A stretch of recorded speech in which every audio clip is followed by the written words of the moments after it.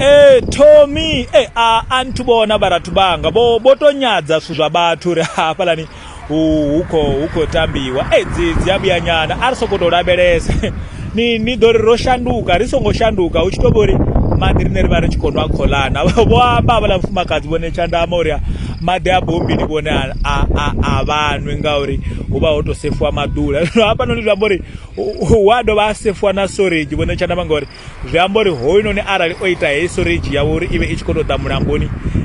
zvambori madhi arali mulambo una madhi anikoni uzvivona uri wotumwa na storage ngori madhi ava otadza apa noni mara nizvivona nge mulambo oita mini waha and hava noni zvambori vashumisa utali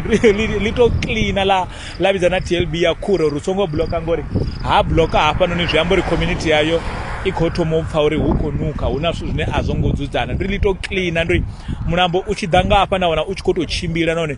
zvone zvotokuna none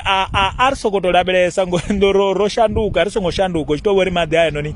nane abombi ne ari chanwa ngori ana storage ridhinwena kholana rotwawela na magula na vatu vari nayo renga ya vukuma hezvi zvayani zvorikochuwisa lori oladi